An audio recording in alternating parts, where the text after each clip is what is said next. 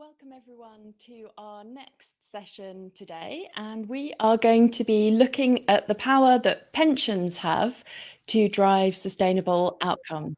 And I am really pleased to be joined by three representatives, each of whom is going to be talking from one of three perspectives. Through our work with pensions, in particular our Asset Owners Network, we've been looking at how pension schemes can drive change, but importantly, how they need to work with the beneficiary communities, those whose pensions it is, and with the sponsor, who in many cases is, of course, driving some of the funding decisions, but also has a hugely influential role.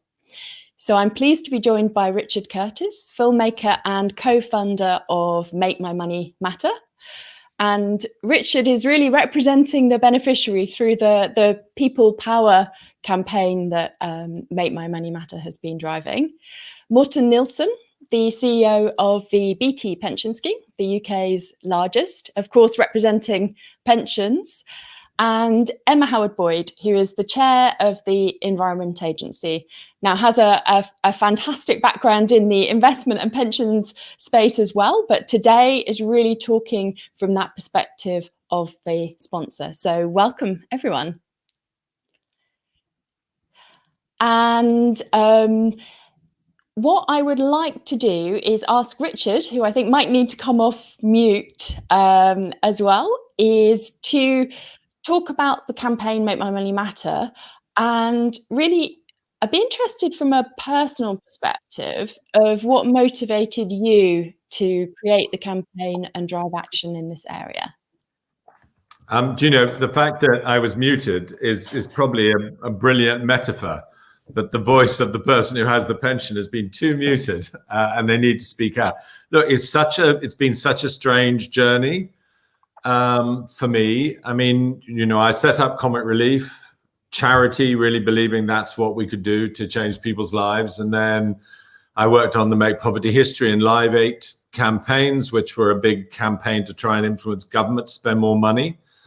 And then I got very involved in the SDGs. And always the big question is, how do you get from billions to trillions? You know, where is the big money going to come from that will really encourage change? And then I just got wind of this fact, you know, that the UK pension pot's 3.1 trillion. The world pension pot is 47 or 48 trillion. There's a huge amount of money. And I don't think I even knew my pension was invested. And the moment that I found that out and started to get this feeling of this big movement, which was sort of slightly more underground, that people could choose to change their pension to go to somewhere where it was going to invest in ethical and sustainable things that they really believed in. And that, you know, for all the stuff that my children are obsessed by, what can I actually do? You know, so they cutting their flights, they're thinking, you know, about the supply chains of clothes that they buy, the food that they eat, is it ethically sourced and everything. And then suddenly there waiting was this huge sort of tank in their armory of action, which is this real money. So, you know, the title of the campaign just says it completely: Make My Money Matter. Let's try and get pensions with purpose, pensions with intentions. And if that money can be invested in things that you believe in, then every day, without having to stop eating hamburgers, you can in fact be supporting the very best, most interesting, most exciting, most thriving businesses. So and then I just, you know, I'll tell you more about it probably later, but we just said, how can we make the public more aware while continuing a conversation, finding out where the pensions themselves stand, where the government and legislation stands. So it's not just making a noise without understanding the system, but I'm just so excited by this thought. And as a normal person, I've changed my pension this year, and I'm now actually relishing meetings with my pension provider because they tell me all these groovy things that I'm putting money into. And I think that that's a really interesting point, that actually it changes that dialogue with pension schemes. Certainly, we had a discussion yesterday with Helen Dean, also from Nest, and she was giving some stories along those lines of how people engaged with their pension for the first time when they understood the impact it could have. Morten, I'd be really interested from your perspective at BT. Are you finding more and more interest and questions and engagements from your members around social environmental issues? Yes, we are, and I think it's clear. It's something that's really more and more, I would say, on people's minds and our members' minds. We have 280,000 members, and we surveyed them earlier in the year, and 8,500 members answered the survey, which is quite a high proportion, I think. And what they told us was that they 74% of them said that they expected us to invest their money and continue to consider. I think that was the first question, the environment and social impact of our investments. And 2/3 said they expected us to use our investment to make a positive impact on the environment, and 62% said that we should actively avoid making investments that would negatively impact the environment. So quite a clear steer from them. Of course, the other side of it for members is they still really want their pension to be paid out, and that I think comes out also quite clearly, that they want us to manage their money well and sensibly, but also make sure we're able to give them the pension they need when they retire. And one of the things I know you've done recently, which brings some of those themes together, is a 2035 net zero investment strategy. Yeah. Which is, very ambitious. Can you say a bit more about the motivation behind that and how that ties into some of the things you've just been talking about there? Yeah, and I think the core of the motivation is that we see climate change as an immediate risk that could impact our ability to pay our members the pensions that they are entitled to, and that was really the driver. So it was a risk assessment, and we've been measuring this. We've been talking about climate change since 2007 in our board, and have been participating in Mercer's studies in 2011, 15, and 19. So we had a relatively good idea about this and was following it quite closely. But what really changed in the last few years was it went from being a potential long-term risk that might impact us to being a present risk, that where we could see there was actual current assets that were impacted both physically and from transitional risks, and where we could see it could be quite catastrophic for markets and of course for our ability to deliver on our objectives. So all of that meant quite a significant change for us, where we set this net zero goal and went through quite a lot of analysis to make sure we understood what that meant, and we could see that, for example, 80% of our emissions comes from less than 20% of our investments. So quite a lot of work was done in clarifying that, but it was really driven out of our need to deliver to the members. And in that, of course, it was quite helpful to have done this member survey that gave us comfort that the members, it was actually also important for them. Yeah, absolutely. Emma, coming to you next. So you're chair of the Environment Agency. I suspect when it comes to the environment, you have a fairly motivated and knowledgeable workforce. And I suspect that they are the kind of workforce who are going to be asking some pretty challenging questions. But even in that context, for a lot of employers, they don't necessarily think about aligning the values of the organisation with the values and decision-making of the pension scheme. So I'd love to hear from you the journey that the Environment Agency's been on to really get that alignment between pension scheme and the agency itself. So Jessica, I hope you can hear me okay, because I'm getting a lot of interference and missed quite a bit of the question that you just asked me. But if I heard correctly, there is a very strong alignment, as you can imagine. The clue's in the name, the Environment Agency. We have members of our pension fund, both current and beneficiaries who've moved on, retired from their time at the Environment Agency, who are out in the environment at the forefront of climate change. And we found nearly 20 years ago, back in 2003, the pension fund on the front pages of newspapers criticised for the fact that we were investing in companies that were polluting. And that started us on our journey as a sponsor, working very, very closely with the pension fund to make sure that we had that alignment. And having spent time on the buy side of the investment world and having engaged with companies in the past, really wanting to make sure and seeing this development between the sponsor and the underlying pension fund, given that we're talking about employees past and future, needing to align how we are working. And I think that is something that has become so important in terms of delivering the long-term benefits to our staff in an affordable way, but understanding that we have to have a strong mind in our fiduciary duty to make sure that we are embedding climate risk and other matters of environmental sustainability into the way that we are managing the pension fund. Thanks, Emma, and that came through all clearly for me. So that is great. Richard, you are back on mute. As the one pro of all of us, even in Zoom.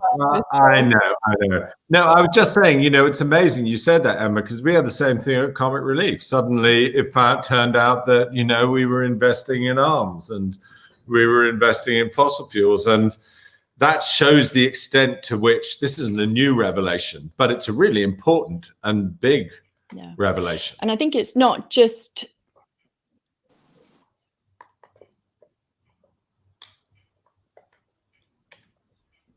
You're on mute, yeah. Emma will try and sort that out. But I think I've unmuted myself. But I really welcome the work that you're doing with Make My Money Matter, building on fantastic work of others like Share Action, and I know you acknowledge them in your work, but to make it clear to so many people what is possible to do by thinking about your savings and your pension funds. Yeah, absolutely. And Richard, I'd love to hear from you, a few examples of how you have brought the campaign to life. It's not necessarily an easy thing to do. A lot of people find anything finance, to be honest, pretty opaque and hard to really get their head around. So how have you brought the campaign to life? Are there things that, whether it's sponsors or other pension funds, could learn from in the approach that you guys have adopted? Well, look, I mean, one of the original inspirations for me was the, sorry, I have to go and let my dog out. There we go. One of the inspirations for me was the, don't be an accidental investor side. This amazing TED talk I watched by Dr. Bronwyn King, who was a cancer doctor, had her first meeting with her financial advisor, found out that 3 of her top 6 investments were in cigarette companies.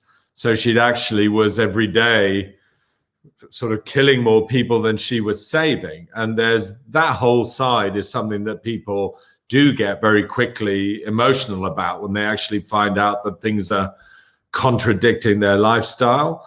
But the thing that we've also just tried to stress, I mean, it's one, that your money's invested, just think about that simple thing. 2, the sort of beautiful logic on the subject of pensions. You're investing for the future, and there's no point inheriting an investment in a world that's on fire. 3, to really try and undercut the first question people ask, which is this a value versus values, a moral versus money thing? Are you going to make less? And I wouldn't be doing this campaign if we hadn't actually been, if it wasn't becoming increasingly clear that real risk seems to be lying, as Morten was just saying, in companies that aren't paying attention to sustainability. And that actually these are becoming safer and much more exciting pensions. And then talking about what you're investing in, if you've got a choice between, deforestation, gambling and pornography, or renewable energy, vaccine research, affordable housing, just to say to people, your money could be here doing all these amazing things. Why would you not do something? And then, saying to them, it's not the hardest thing in the world to do, particularly if you're working for a company. Morten's just such a brilliant example, a big company. The people who do his job are the necessary heroes at the moment of this generation. They're actually in amongst the weeds, working out how to move the pensions. And that actually, if you ask your company to do it, as well as if you're lucky enough to have a financial advisor, ask them to do it. But if you ask your company to do it, it won't be long before they answer those questions, and then it won't be long. So it's not an abstruse, difficult thing, and it might not even be you who has to do it. It may be your company that does it, and then you're doing it for everyone. Yeah, absolutely. And Emma, I'd like to put a few of those questions to you. So fairly recently at A4S, we produced an A4S guide, top tips for sponsors of pension schemes, putting some of these questions to them, giving them some tips on what they can do. Are there some tips that you could share for other sponsors in terms of what they can do, both to engage their employees on these issues, but also, how they can actually then engage with their pension scheme itself? Yeah, so absolutely key to this is strong performance, and the Environment Agency Pension Fund is fully funded. It's a part of the local government pension scheme, so our assets outweigh our liabilities. We are also generating returns as well, very important for this. And as from a sponsor perspective, we're also value for money. So in comparison to other local government pension funds, we're having to contribute at the lower end, which is always fantastic from a sponsor perspective.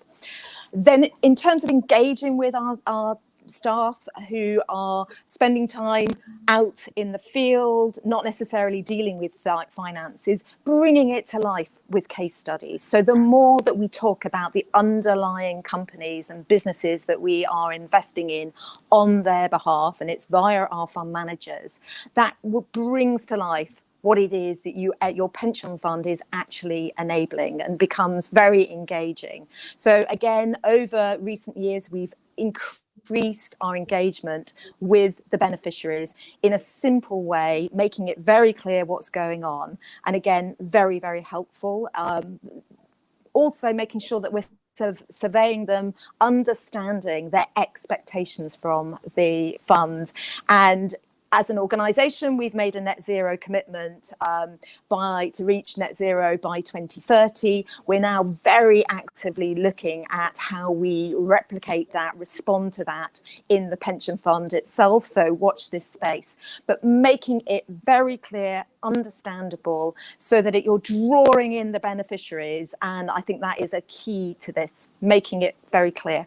Thank you. Thanks, Emma. Morten, I'd like to ask a similar kind of question to you, but also bring in one of the questions we've had. So what should people be looking for from their pension scheme? What kind of questions can they ask their scheme or potentially their employer to really encourage them to take action? And I think one of the questions here is, clearly a net zero commitment is a good place to start, but what else? I mean, I think it's important to recognize the pension schemes have different resources and different maturity levels and different all sorts of things. So not everyone can, and different challenges. So not everyone can or should do the same. And some of it is like an oil tanker that takes quite a while to change direction on. So I think that's probably worth recognizing. But what I do think is really important is, I think everyone is entitled to an answer of what are these pension funds thinking, and what are they might not have plans yet, but what's the time frame they're working towards? I think that's a very reasonable question. And what are the constraints? What are the challenges they feel they have? Because this is no longer an item any trustee board or any other board can ignore and say we have no answers to that. We haven't even considered that yet. So I think it's fair enough that people may not be able to commit to a net zero goal, or may not be able to outline a specific plan of what they're doing. but they need to be able to say what they're working through and in what time frame they're working through their decisions on this, because it's a core topic.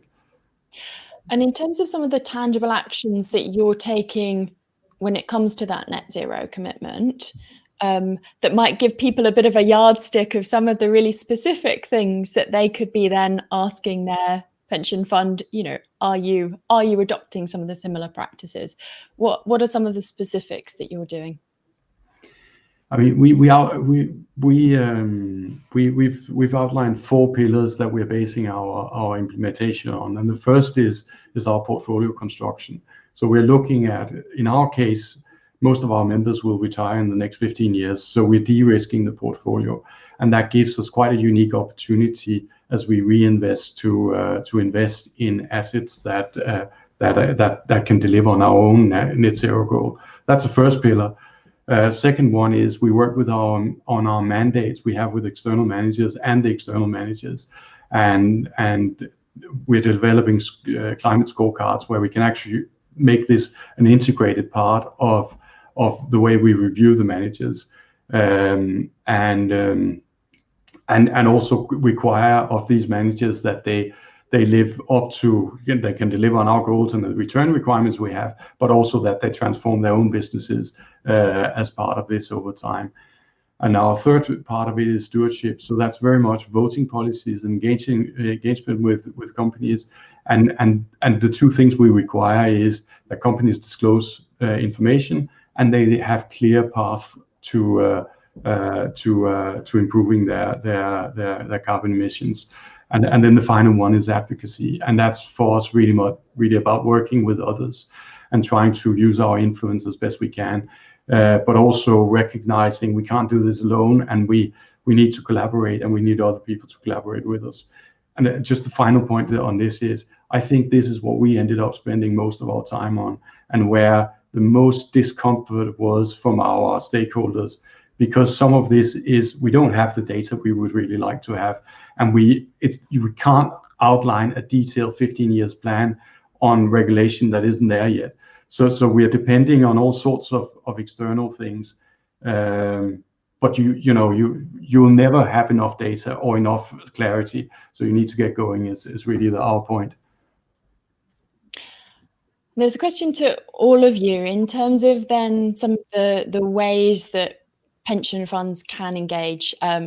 There's a question of whether they should be organising seminars. I'd love to hear a few more examples of actually the techniques that pension schemes can use. Morten, you touched on surveys there, but what different approaches can people use? I mean, if I can just jump in here, one of the inspirations for me is just examples. I do think that's a fun thing. I mean, when I had a conversation about my pension the other day, it turns out I'm invested in something called reverse vending machines, where you put in a bit of a plastic bottle and out you get a coupon, in shipping manufacturer, in fuel cells technology, the people who, as it were, fix the wind farms, the plumbers for wind farms, the people who put in oil, and then a brilliant company that's supplying ethical, sustainable local food into a huge number of British schools. I mean, I think that's one of the things, is not to just have a list which, is full of companies that have lots of letters in them. But I would say if pension schemes talk about it, and I think they should also even advertise their best products. I think there is a commercial advantage here. I can't see a young person who sees an ad for a pension scheme which is about its ethical nature or a sustainable nature, then saying, yeah, I won't go for that one, I'll go for this one with some, strange surname in it. So I would say, examples and confidence are 2 of the things that I think pension schemes could really burst forward with. And the pension schemes are working really hard on it. That's been the thing I've been so pleased about, that I haven't arrived in a conflictual situation, where they're saying no and we're saying yes. Actually, what Morten was saying, that everyone's thinking about it, not everything is fixed. No one knows the definite answers, but everyone knows the direction of travel and is willing to, get going now. And I think if I may just add to that, I think I really like the idea of using those examples as you gave. But I think one of the challenges we've had in our industry is we've managed to make some very interesting and very exciting examples extremely boring and really difficult to relate to. And I think that's part of this challenge, because I think it is very much a communication challenge of telling those stories better. Which is where we all probably need your skills, Richard, of our own film director, to bring something to life. But not everyone is going to have that. But I think that there's lots of resources in the Make My Money Matter campaign that people can be inspired by. And anyone, by the way, who's interested in this. I mean, I genuinely think, you know, if my dad was still alive, he worked for Unilever, the first thing I'd say to him now is, where's the Unilever pension? How's it doing? You know, I think, and any company who's watching this and wants to come to Make My Money Matter, we would love the conversation. And we've had some really unexpected partners from, as it were, BNP Paribas, right through to BAFTA, as it were, who are all thinking. I mean, I think people think it's an interesting thing to do and something that actually does go down well with their staff. And I love what Morten was saying about that sense of current urgency, because for me, one of the biggest things about COVID has been that the worst can happen. You know, I think the sort of idea that climate was a sort of abstract threat, when you see New York, you know, flooded by this disease, you think, well, Manhattan could be flooded one day, you know. And by the way, I think New York, am I right in saying that the New York City pension scheme has announced that it's going to go fossil fuel free in the last few days, and that's absolutely massive. So I think that urgency is also exciting, and if anyone who wants to come and talk to us, we'd be thrilled. Emma, there's a few questions around the whole role that ethical funds play. Now, one of the things that we see people needing to do is really embed across all of the different funds and decisions and investments that are made. But I think there is, and certainly you guys have adopted a role where you also look at how do you have an innovation pot or something that is really specifically targeting some of those ethical or opportunity areas. Can you say a bit more about that and how that connects into then the discussion that we're having here? So again, one of the things that we've done over recent years is set up what we call our targeted opportunities portfolio. And this is where we are, I suppose, almost putting a bet, except we don't think it's a bet. It's up to 5% of our portfolio in some of the new strategies that fund managers are coming up with, particularly around climate change, environmental solutions. And it's a very exciting area, because often when a fund manager is going down a new tack, the ratings that they get don't allow that early investment. So it's a way that we can back some of our fund managers who's moving in a new direction in those early years where they're building up that track record. And it has allowed us to, I suppose, increase that hedge on the future. But it's also been paying off as well. So something that I would encourage those pension funds that are in good shape to think about how they can take that option even further on the future and back those fund managers who are wanting to come up with new strategies. And again, telling the stories of the underlying investments, because with that background of strong performance for the fund, when we talk to our beneficiaries about those investments, it brings it really to life. And again, some great stories about the sorts of funds, renewable, real assets, products that are about the future and where people want to see their money invested. So we've got about 1 minute left. So I'm going to ask each of you to be very punchy in your final remarks, but I'd love to get just each of you to say one final comment on your top tip in terms of how you can really get that relationship between the pension, the sponsor, and the member working together towards sustainable investing. So Morten, I'll come to you first. I think the most important point for me is just get started and just get on with it, because you know there are so many excuses not to do it today, but do it today instead of tomorrow is really my biggest tip. And Emma? So set targets and report back to your beneficiaries and the progress that you're making. Really bring it to life. Richard? I'm going to say don't miss the train. I went to a meeting at the Guildhall with Mark Carney and lots of others, and they were all saying that sustainability is the greatest investment opportunity since the Industrial Revolution. And so that actually by doing what you might think was cautious and wise and being in an old-fashioned pension, you may well be stuck at the station, and that you should actually get on this train, and you'll make more money and have more fun and excite your consumer and your staff more than pensions have ever done before. Fantastic. Well, thanks to all of you. A lot of insights, a lot of takeaways. And for everyone watching, today we are launching a toolkit based on the work of our Asset Owners Network, which Emma chairs. And it's got lots of case studies, lots of examples, lots of very accessible starting points for those, as Morten was saying, who are needing to get on that train and get started.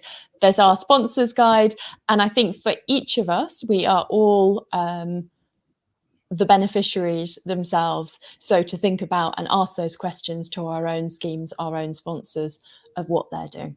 So thanks everyone for listening, and a huge thanks to our panel today. Really fantastic to have your insights. Thank you. You're a brilliant organization. I'm really happy to be here. Fantastic. Thank you, Richard. Thanks. Thank you.